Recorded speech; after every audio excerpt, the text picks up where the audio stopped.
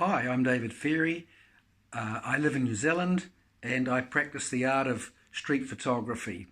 I put up another YouTube clip lately about the Fuji X100F, more as a guide for people who may have been wondering whether or not it was a good camera for them. This video is really going to go into more detail about some of the functions that I would love to see in the next version of this camera that I believe would make it absolutely the best street camera available. So I think we all understand the basic characteristics of the camera and we all know what's really good about it. But here's my suggestion, as I say, to make it what would be, beyond doubt, the best street camera ever. The first thing I'm going to talk about is the viewfinder. The viewfinder, the hybrid viewfinder, is sensational. The ability to choose from either an electronic viewfinder or an optical viewfinder is a brilliant concept. What I'd love to see though is for Fuji to make this viewfinder even bigger. Bigger is better.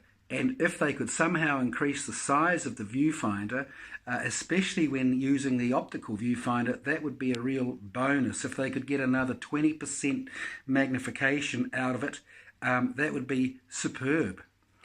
I already mentioned that the electronic viewfinder is not particularly good in this model in terms of contrast, color accuracy, even exposure accuracy. So at the same time, I think Fuji really need to revamp the viewfinder system to make it more accurate, especially in terms of color accuracy and exposure accuracy.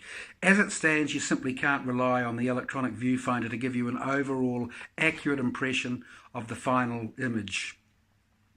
So hopefully that'll be something that they look at in the next model. And of course, if we can get more resolution, that would also be a bonus. But as an optical viewfinder shooter, I would dearly love for Fuji to be able to make this perhaps 20% bigger than it already is. That to me would be number one.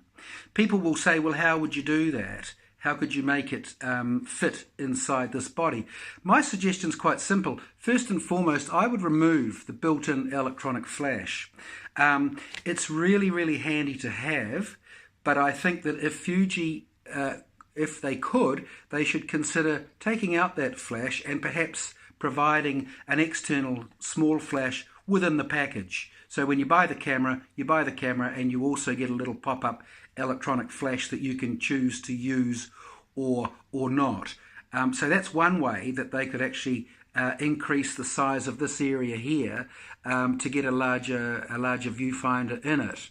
As I say, don't go without the flash, but rather than have it incorporated built in, provide a little external flash in the package that pops up and can be removed if and when you don't use it.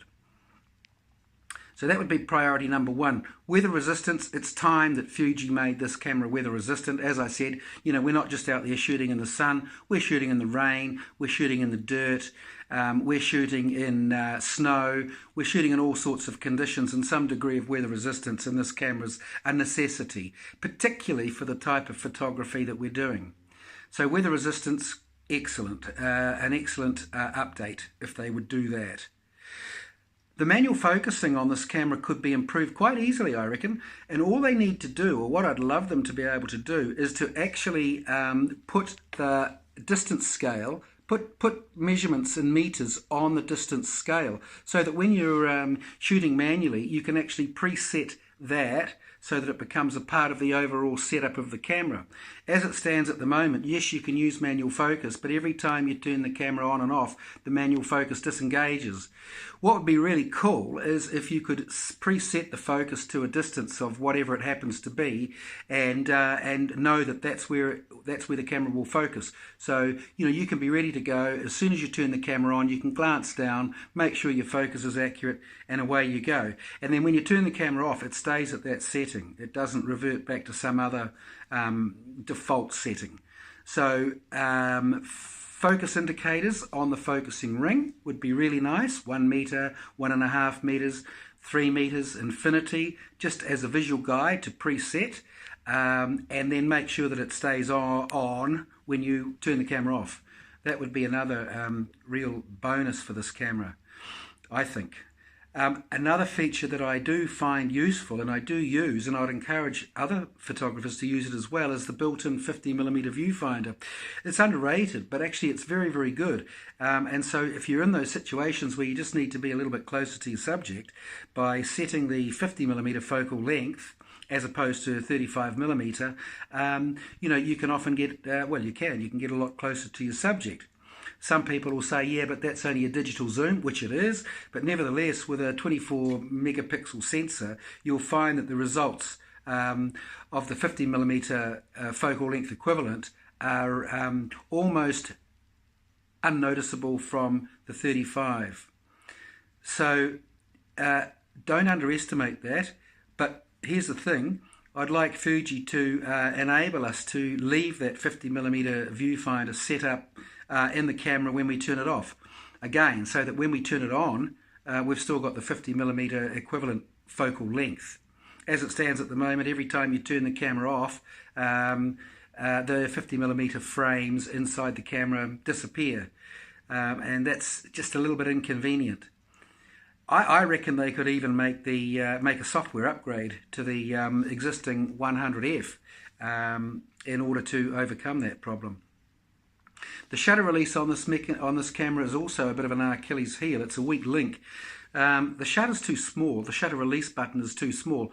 For some reason, Fuji insist on providing a threaded shutter release to use an old-fashioned cable release, but really nobody even uses those anymore, so you know, just get rid of it.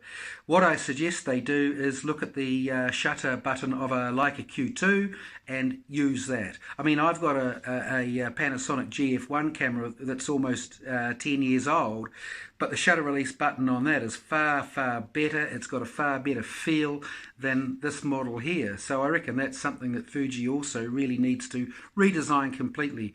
The on-off switch is also too flimsy, so and it's not tactile enough. It's too slippery. So they need to either redesign that to make it a more positive movement, or perhaps shift it somewhere else on the body. So those are the main things I reckon that Fuji could do to make this absolutely the best street camera available. We know the Fuji lenses get a little bit criticised now and again, but I've found in practical use that the existing lens is actually very, very good, very, very sharp, even when blowing up to A3 and even bigger. So I don't really personally have too much of a problem with the existing lens. However, notwithstanding that, if Fuji want to make a better lens and maybe 1.7, maybe even a 1.4, hey, I'd be right into that. Autofocusing on the camera, it's pretty good. It's not as good as it could be. It's not as good as other models. I know, for example, that Olympus has a more responsive, faster autofocusing system in their camera. Hopefully, any new upgrade to this model will also see an improvement in the autofocusing speed. As street photographers, you know, we do like to have super fast, super responsive autofocusing. I think the same applies with general photography as well. You know, we want something to be really, really slick. A lot of people have talked about a tilt screen as being super important on this model. Initially, I thought no. I thought the built-in screen as it stands is really, it suits me. But then upon sort of thinking about it a little bit more, yeah, I think a tilting screen for street photography is really beneficial. My only concern would be that if they're going to, or if they ever thought of making a tilt screen, make sure it still retains or remains flush to the body of the camera. You know, part of the beauty of this camera is that everything's nice and flush, and you know, that's got added appeal for me. So those are the main things, as I say: bigger viewfinder, manual autofocusing, proper manual autofocusing, remove the flash. If the camera had to be, you know, a little bit bigger, that wouldn't unduly bother me. I mean, it's still a pretty compact sort of a camera, and I've got reasonably big hands. So if the camera was 10 or 15% bigger overall and heavier, I still think it's a very, very comfortable camera to use. It's a camera you can lug around all day, and it wouldn't be a problem to me. Video I'm not into, so I know most people would say 4K video. It's time that came, and yeah, fair comment. But as I say, the camera's not really primarily designed as a video camera, and I think if you're looking at video as important to you, then maybe you should look at other models that are out there. Anyway, I'd love to hear your feedback on that, and I would dearly love Fuji to at least listen to some of these improvements and to maybe incorporate them in the next model, if there is one. It's a great camera, but with those little improvements, it would be beyond doubt the best street camera available today. Cheers, I'm David Ferry. For more information, feel free to give me an email on the email address which I've attached after this video, and check out my website. It'll give you some idea of the sort of photography that I enjoy and why I enjoy using the Fuji camera so much.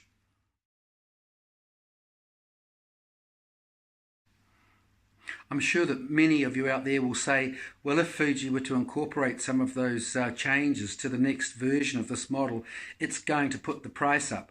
And yeah, I think that's inevitable, but I think we need to consider that currently this camera in New Zealand retails for around about 1,800 New Zealand dollars.